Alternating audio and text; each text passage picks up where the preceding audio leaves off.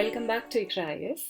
Hope you all are doing good, rather doing amazing, and you all are energetic and happy, and of course, studying well. So, as always, without wasting any time, let's just directly get into it. Today, we'll be covering current affairs from 18th of January to 24th of January, and the first topic we have this week is green bonds. So, before we come to the current dimension of this topic, let us first understand the meaning of green bonds. ठीक है कि green bonds होते क्या हैं? See, climate change is one of the biggest challenges of 21st century, right? And the climate scientists agree that limited carbon dioxide emission is essential to reduce this temperature rise. All right. So the government and the communities and we as an individuals need to do their part to address this climate change. And now a new financial product is making it easier for the companies and the investor to do their part. And all of this will be facilitated by what? By green bonds. So green bonds, what exactly are green bonds? Green bonds are like the regular bonds only.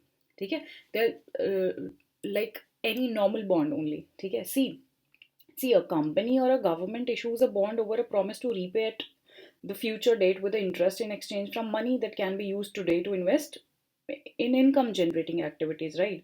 Green bond works the same way, but instead of investing in any other activity, they only fund businesses or projects that are green, right?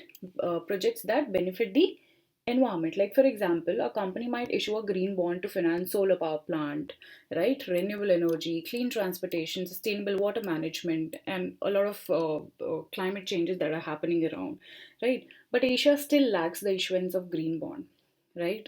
Because green bond constituted only 0.7% of all the bonds issued in India since 2018.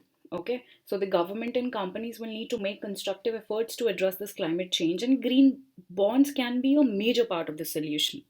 Okay, they can help a lot. Also, one point I'd like to make here is that green bonds can be rupee denominated, वो dollar denominated भी हो सकते हैं, और they can be a combination of both. All right. Now let's just get back to our current dimension of this topic. तो recently क्या हुआ है अभी according to RBI, the cost of issuing green bonds in India has generally remained higher compared to the other bonds. तो green bonds को issue करने की जो cost है वो ज़्यादा रही है compared to the other bonds, और इसका reason भी इन्होंने दिया है. The reason is largely due to the asymmetric information. Now what is this asymmetric information? See, ये एक macroeconomics का part है basically. Asymmetric information, there are two types, symmetric information and asymmetric information. Symmetric information में क्या होता है? Here all the parties to a transaction या to a contract have the same information available, right? But on the another side, asymmetric information में the two parties involved in a situation or in a contract don't share this same information, right? तो ये information का mismatch होता है parties के पास. So what needs to be done to improve this? तो क्या किया जाना चाहिए? So see, we need to have a better information management system to improve this, of course, in our country, which can lead to efficient resource allocation of the green bonds. So that was all about the topic. To summarize, the major takeaway of this topic is to know about green bonds. So green bonds हैं क्या? This is important for our exam. That was all about this topic. Up next we have Arctic policy is our next topic. So recently, India drafted new Arctic policy that aims at expanding scientific research and sustainable tourism and exploration of mineral and oil gases in the Arctic region. तो हम ये नई Arctic policy के बारे में today we'll be reading. इसकी nodal agency is NCPOR, that is the National Center for Polar and Ocean Research, which is under Ministry of Earths and Sciences. So this is the nodal agency for this program, right? All right, and this basically is the nodal agency for India's polar research program, which includes the Arctic studies, as we have already discussed, right? इसके 5 pillars हैं इस policy के. The first pillar is on what? Is on science and research. Second is economic and human development cooperation, transportation and connectivity, governance and international cooperation, और national capacity building. ये इसके 5 pillars हैं. Talking about another important aspect of this topic is the objectives. And the major objectives of this new policy includes कि Arctic और Indian monsoon में क्या climate linkages हैं उसको अंडरस्टैंड करना, also to promote the scientific study of Arctic, ठीक है. Along with that, it will also formulate the effective plans for Arctic related programs for mineral and oil and gas exploration and petroleum research institute. All right. Apart from that, it also aims to encourage the tourism and hospitality sector, right? Now let us study about the Arctic and Arctic Council. So Arctic, as we all know, is a polar region located at the northernmost part of our Earth, which consists of Arctic Ocean, adjacent seas जो इसके आसपास हैं, and the parts of Alaska, Canada, Finland, ठीक है, Greenland, Iceland, Norway, Russia and Sweden, ये सारी जो countries यहाँ पर है, right. Talking about the Arctic Council, so वो ओटावा डिक्लेरेशन के तहत बनी थी 1996 में. It's an intergovernmental forum है ये, which is for promoting cooperation, coordination and interaction between the Arctic states, जो कि ये वाले जो member states हैं. Alright, so what have we read as of now about this new policy which just came? We've also read about the Arctic Council and the region itself, कि Arctic region क्या है and why it is important, right? Because of a lot of sources available there.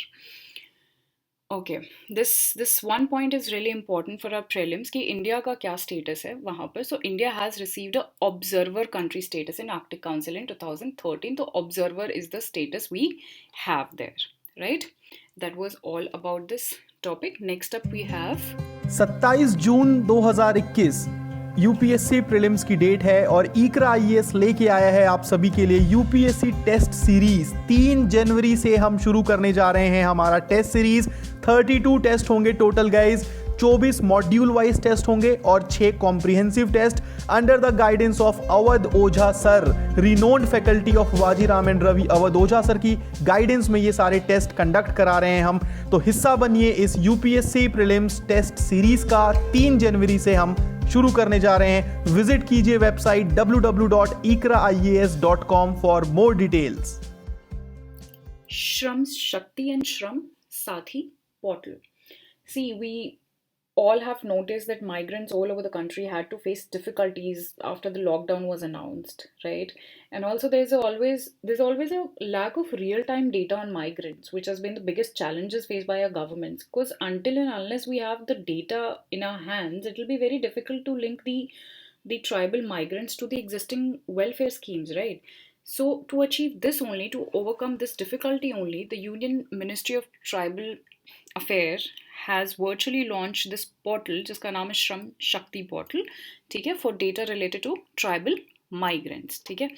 So what exactly it is, though we have already discussed, but I'll just read it out for you. So it is a national migration support portal. ये एक portal है that aims to collect data related to tribal migrants. ये tribal migrants का जो भी data है वो collect करता है, so that whatever the existing welfare schemes are available by our government, वो उन तक रीच करवाई जा सके, वो उन तक पहुंचाई जा सके. एंड दिस इज वही इसकी मेन इम्पोर्टेंस भी है. This is the only significance कि जो भी एम्प्लॉयमेंट बेस्ड अपॉर्चुनिटीज़ हैं या जो भी स्कीम्स अवेलेबल हैं वो हम उन तक माइग्रेंट्स तक, ट्राइबल माइग्रेंट्स तक पहुंचा सके. So that's the major aim of this portal, right. Apart from this there is another thing called Shram Saathi. सो इसी पोर्टल में एक ट्रेनिंग मॉड्यूल भी प्रोवाइड किया गया है जिसको हम श्रम साथी बोल रहे हैं. सी व्हाट हैपेंस कि ट्राइबल माइग्रेंट्स के पास ना they have low awareness about their rights and entitlements. So this training module aims to ensure the process of livelihood migration is safe and productive for tribal migrants. So this will be providing this is a kind of a training module for the tribals, right?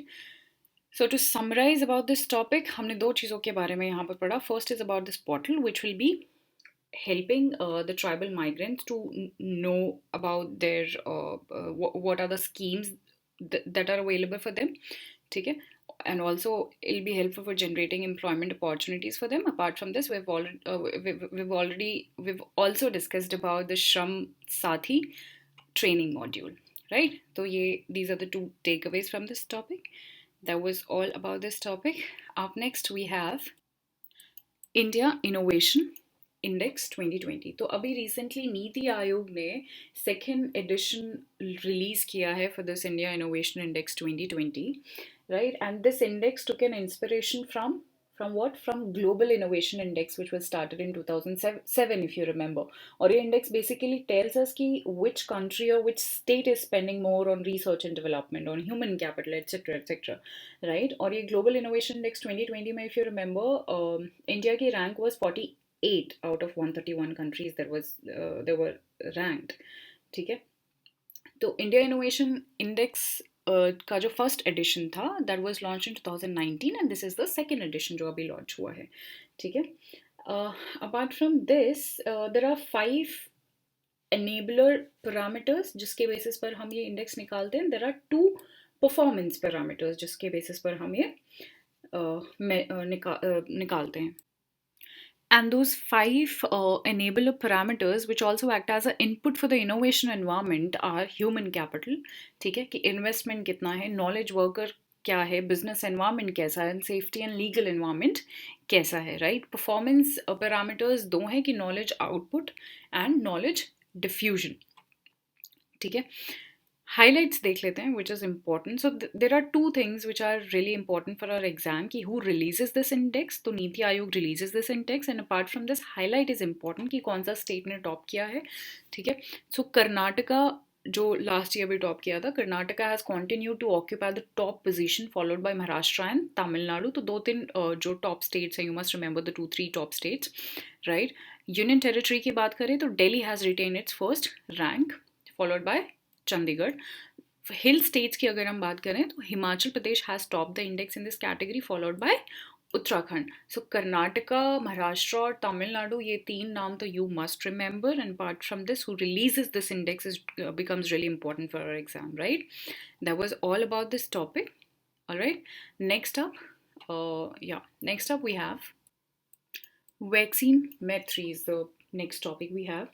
So finally, days after rolling out a nationwide inoculation program, India, the world's biggest vaccine producer, donated millions of doses of vaccines to Bhutan, Maldives, Bangladesh, Nepal, Myanmar, Seychelles, right? We all are aware of this. And this diplomacy only under what? Under neighborhood first policy is called vaccine med3 or vaccine friendship. And through this vaccine med3, India would want to make one point here that in pharmaceutical area, unlike the other areas where China usually overshadows India in terms of military and economic might, but in healthcare field, India has a comparative edge over China. And I think it also has a lot to do with image. So this vaccine diplomacy is not just about concrete material benefits, right? But is also about the image and soft power. So that's an edge we have here over China, right? Knowing about this neighborhood first policy, तो ये India की it is basically a part of India's foreign policy only that actively focuses on improving ties with India's immediate neighbors. ठीक है. और ये सारे south Asian countries के heads को बेसिकली इनवाइट करके स्टार्ट हुई थी ये वाली policy, right. So I think that was all about this topic vaccine med3 कि हमने किन किन स्टेट्स को कंट्रीज को वैक्सीन प्रोवाइड करा है, right. That was majorly all about that topic.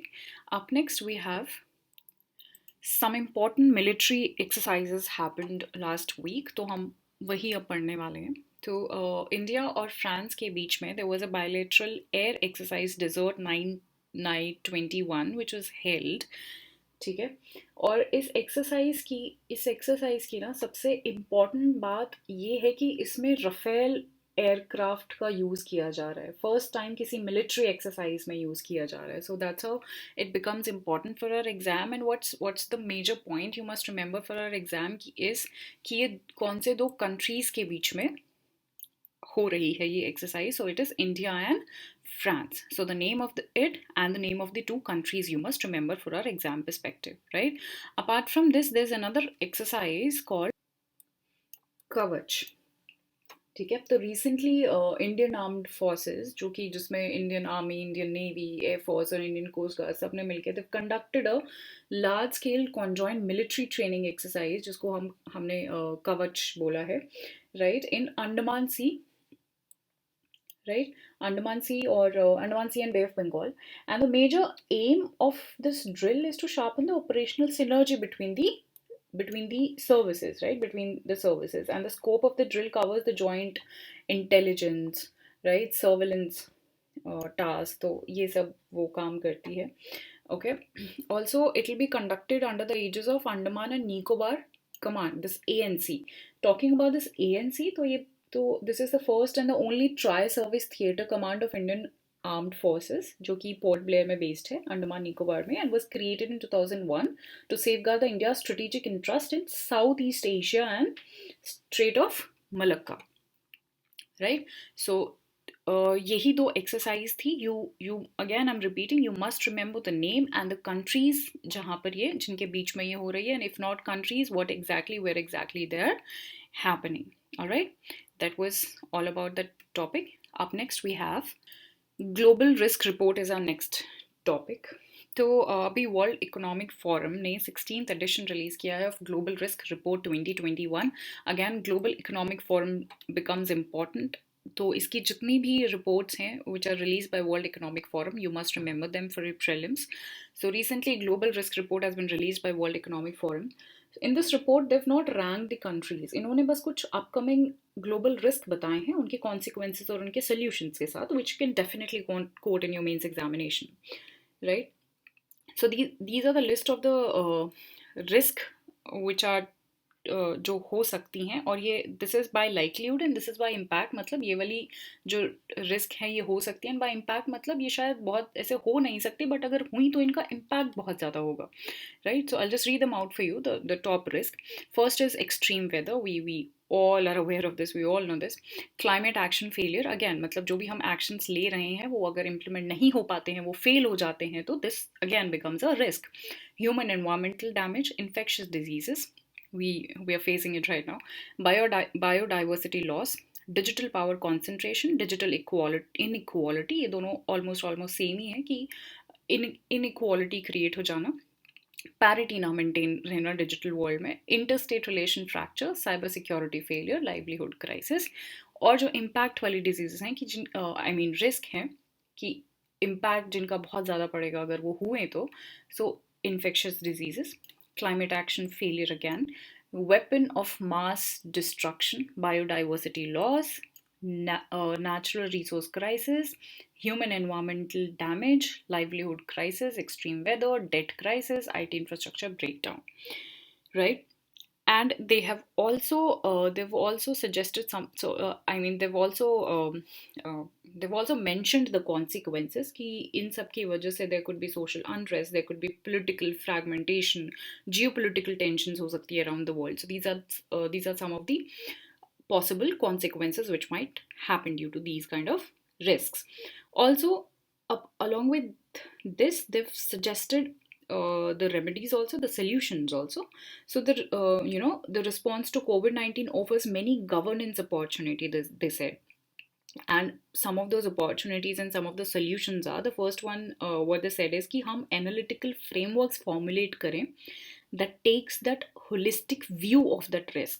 ठीक है.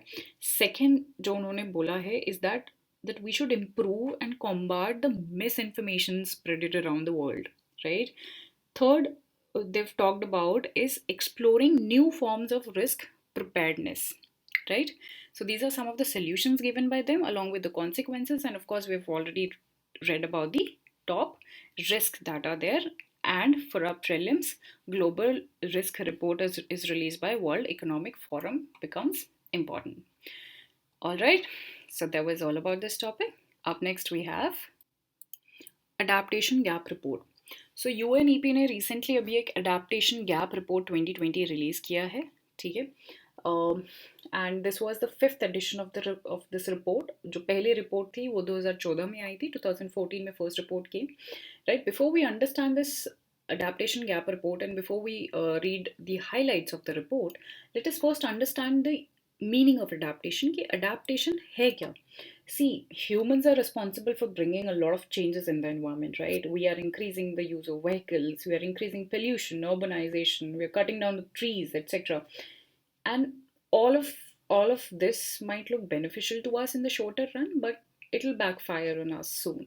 So इन changes के लिए countries को adapt कराना ही adaptation है. ठीक है. Now talking about adaptation gap report and its highlights and some of the recommendations. Okay. And the first major highlight says that an annual adaptation cost in developing countries is much higher. Adaptation cost क्या होती है? Adaptation cost includes planning, आपकी जो भी preparing या फिर facilitating या implementing जो adaptation measures हमने लिए हैं उनको implement करना, plan करना, prepare करना और किसी भी तरीके से उनको facilitate करना. Everything, all of this includes in cost of adaptation, right? Along with this, they've also talked about that the world is heading for at least 3-degree temperature rise in this century. Even if the countries are successful in limiting the global warming to well below 2 degrees Celsius or even 1.5 degrees Celsius, the poor countries will have to suffer. This is for sure. Even if we limit the temperature, tab bhi ye hona hai. And they've also highlighted regarding this impact of pandemic, and they say that the COVID-19 pandemic is expected to hit the ability of the countries to plan for, finance and implement adaptation actions, जो कि disproportionately affect करने वाले हैं to the most vulnerable countries in the population group, of course, right? Now talking about some of the recommendations they've given, and the first recommendation is that we need the public and private finance, ठीक है, इस adaptation के लिए. Also we need nature based solutions to restore the ecosystem, of course, and we need to cut down the greenhouse emission, of course, ठीक है. And so that was all about this report. One thing for our prelims we need to remember that it is released by UNEP. UNEP इसको release करता है adaptation gap report को. Also what this adaptation gap report is all about, you can definitely remember the highlights. So overall you need to remember what is it all about, ठीक है? And UNEP is for sure you have to remember. All right. Up next we have Color of Bird Festival.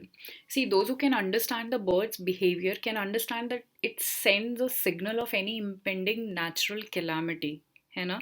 And birds also help in pollination of the plant species. Pollination में भी help करती है, and of course और भी बहुत सारी चीज़ों में. Hence, as a part of bird conservation plan, the forest department has developed a bird ringing station in Bihar. So regarding this topic, just two things you must remember, that this Color of Bird Festival is the Bihar's first state level festival. ये पहला state level festival है, ठीक है? So which state this belongs to? This belongs to Bihar.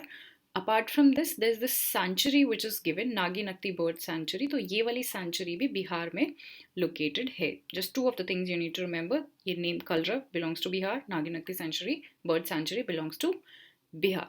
Exam के लिए उतना ही याद रखने की ज़रूरत है. Nothing more than that you need to remember. Right? Okay. So up next we have Saksham campaign. तो अभी एक रिसेंटली एक मंथ लॉन्ग कैंपेन लॉन्च किया है PCRA ने, petroleum conservation research organisation. Will read about this further, ठीक है. And that campaign is called Saksham. तो ये बेसिकली एक people centric fuel conservation program है. So here this campaign involves people awareness, and the basic idea this is to convince the consumer to switch to a clear or a clean fuel, right? And what is the basic objective? It basically wants to sensitize the masses for the conservation and efficient use of petroleum products, which will lead to definitely to a better health and environment. And if I ask you what are the petroleum products we usually use, so they could be, it could be gasoline, diesel, fuel, LPG, kerosene, etc., right? Also this campaign is aimed at showing that the way forward for making a change in enhancing the conservation capability of people. So it is helping to understand the need for the fuel conservation basically. And it also says that we have to find a solution because we know petroleum is a derivative from what? From where? From fossil fuels, right? Which are not unlimited. We all know that. One day they will die out, and then what will be the alternative? So we have to find that what will be the alternative then, right? So that's the major objective. That's the major thing behind this campaign. And hence pan India activities will be organized, जैसे farmer workshops organize करी जाएंगी, painting competition, seminars, CNG vehicle drive contests, etc., etc., so that masses could be awareness could be spread among the masses for the use of clean fuels, right?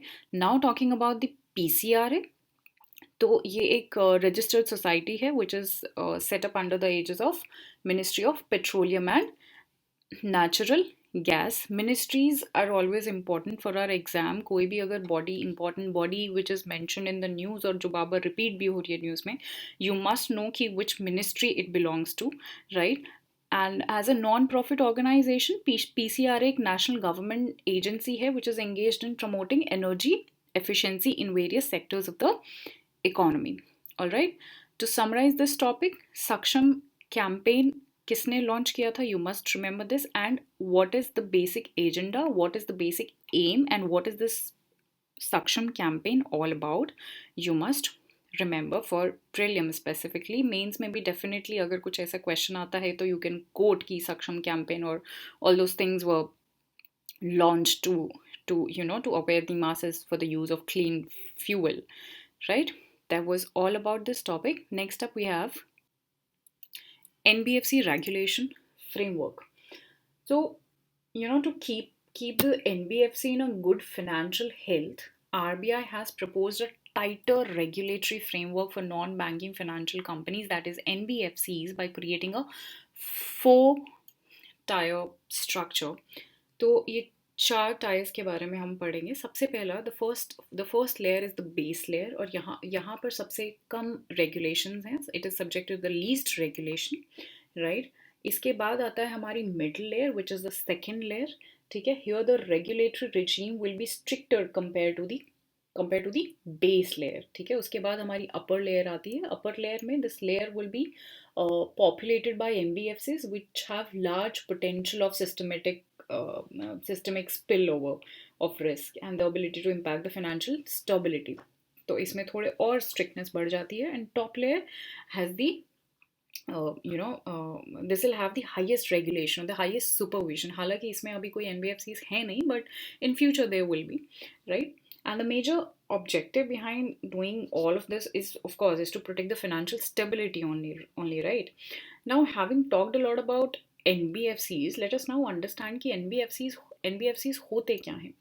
So, it is a company only basically, which is registered under Companies Act 1956, and which is engaged in businesses of loans and advances, shares and stocks का acquisition भी करता है ये, hire and purchase, insurance businesses में भी involved है, right? But what is important here is to know about that it does not include businesses which are related to agriculture activity, industrial activity and purchase or sale of any goods. ठीक है, तो ये 3 activities नहीं fall करती हैं NBFC के under, which becomes important for our exam. See, I'll tell you, an important question for our exam could be the difference between bank and NBFC. So make sure that you prepare this topic, this NBFC and bank wala topic very well for your exam, right? That was all about this topic. And the last topic of the week we have national startup advisory council. तो अभी government of India ने 28 non official members nominate किए हैं for this national startup advisory council. Let us understand कि national startup advisory council है क्या. So it was constituted by department DPIIT, department for promotion of industry and internal trade.